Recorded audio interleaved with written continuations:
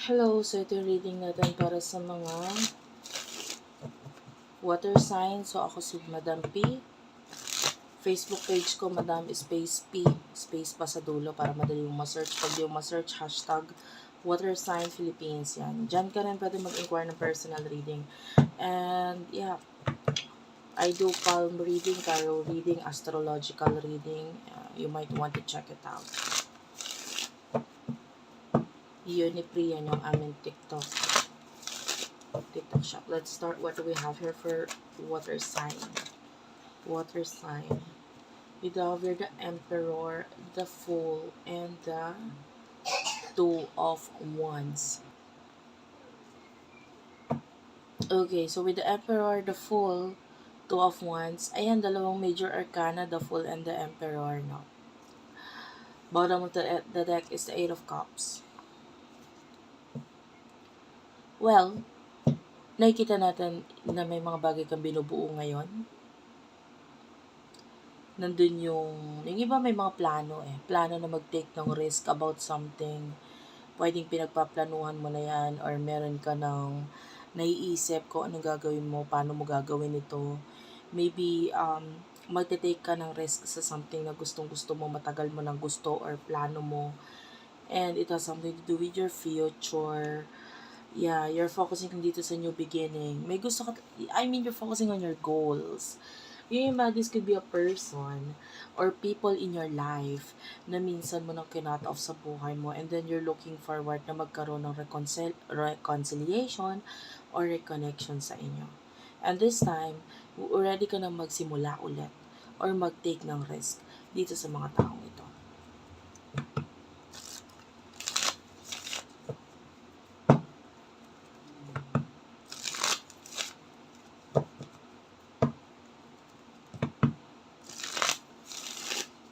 Sino yung person na kakonect mo pagdating sa love? Okay, the person that you're dealing with, you do have here the King of Swords. Ayan. King of Swords. The Seven of Cups. And the Nine of Cups. Cancer, Scorpio, Pisces, Gemini, Libra, Aquarius energy. So, yung person na kakonect mo, pareho kayo na medyo mataas din ang ego nito person na to, ha? At the person na to with the Seven of Cups, alam mo, medyo magulo siya pagdating sa mga bagay na gusto niya. Pwedeng, tinatry niya pagsabay-sabayin yung mga bagay. So, yun yung nagiging dahilan para sa person na to na parang, kaya siya nagkaka-problem. Kasi ang hiling niya pagsabay-sabayin yung mga bagay. Like, hindi pa siya nakakatapos dun sa isa meron na naman siya naiisipan. The Nine of Cups, this person could be someone who is very successful. Pero hindi siya para ipagmayabang yung success na yan. Pwedeng marami siyang accomplishment. And yung mga tao na lang sa paligid niya nakakita ng accomplishments niya na yan. And I feel like including you. No, pwedeng hindi siya ganun ka-open pagdating sa accomplishments niya sa buhay. Basta nakita na lang. And ikaw rin, isa ka dun sa mga taong naging nakasaksi ng accomplishments nitong tao ito. So, ano yung mga emotions niyo sa isa't isa? For the sign of water sign. Ano yung emotion niyo sa isa't isa? You do over the Eight of Cups. The Star. The Hierophant. And the Three of Cups. Yeah, you really want to reconcile dito sa person na to. Nakikita mo siya as the star. Your wish fulfillment. Yung iba sa inyo pwedeng nagkakaroon ka ng awakening. Alam mo, dalawang major arcana to, no?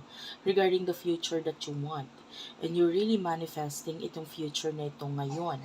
And I feel like, not only you're manifesting, may times na wala ka rin ginawa regarding sa kung ano man itong gusto mo with regards to your past. Pero parang natapos ka na sa era na yon na wala kang gagawin.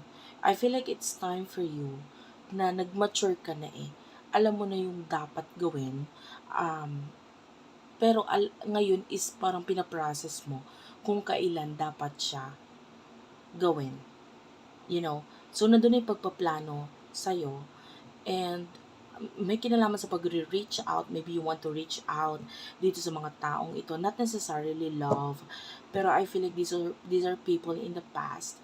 Pero yung iba may love na involved. So, Yan, nandun na kasi. Maaari kasing alam mo na eh. Alam mo na yun yung kailangan talaga. Dahil kung hindi gagawin yun, yung pag-reach out na yun, walang mapapala or walang mangyayari. You could be dealing with someone who is very spiritual, katulad mo. Malakas sa pakiramdam nitong person na to. And pwedeng, lalo na yung may mga childhood energies, like pwede may past or childhood connection kayo nitong person na to, or maybe connected kayo because of a child, there's a child energy. I feel like, lalo na kung labas na labas yung pagka-spiritual niya na tao in the past, this could be your person. And then the person na to ay, there's something here. Na-appreciate ka niya. That's one thing. I feel like sinabi niya rin sa'yo yun. Na-appreciate ka niya, like, ibibigay niya rin kung ano yung mga may bibigay niya sa'yo. Kasi ganun ka niya ma-appreciate. Ganun niya na nakikita yung value mo. Na parang willing siyang mag-give. Kasi may nare-receive din naman siya sa'yo. So, it could be financial matter or material na bagay. Pwede may mga gift ka noon sa kanya. May mga gift din naman siya sa'yo. And the Five of Pentacles, Ten of Pentacles. And I feel like there's equal na pagtutulungan pagdating sa usaping financial. Pwede nga iba sa inyo, equal ang sabi ko ha. Don't get me wrong, yung iba, hindi yung ikaw lang ng ikaw ang bigay ng bigay. If there's mutual energy here, mutual connection, mutual na pagbibigay, pag-receive, pagtanggap, at pagbigay ng mga bagay na ito, I feel like this partnership will actually work out. And nakakita tayo ng happiness dito for the both of you. Anyway, what will happen in the near future for the both of you? In the near future for the both of you. In the near future for the both of you. You do have here the Moon,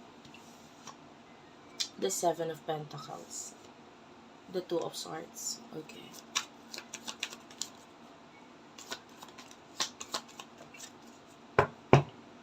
Okay. So, in the near future, you do have the Four of Cups, the Five of Wands, Page of Wands, at saka the Four of Swords. Okay, in the near future, there's problem na pwedeng maging involved itong person na ito. And I feel like you with the Moon, it could be isa ka sa pwedeng makatulong dito sa person na to. Pero yung pagtulong mo sa kanya is like, it should be a secret kind of tulong. And in the future, itong person na to, hindi siya sure kung paano haharapin, but you are willing to give yung support na kaya mo ibigay. The Seven of Pentacles, I feel like you don't value money that much. Sabihin na natin importante yung pera sa'yo.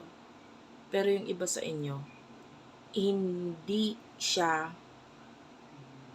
or hindi importante yung pera, lalo na pag ang usapin is person na mahalaga sa'yo.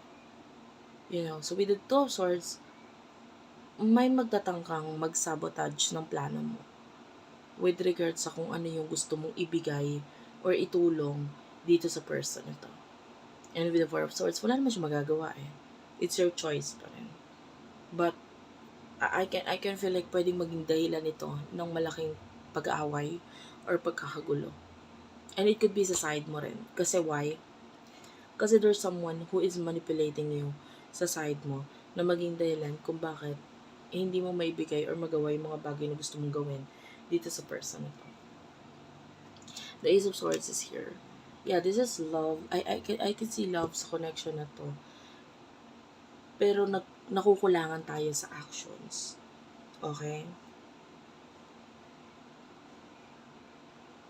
So that's it for now. Thank you for watching. I love you all and bye.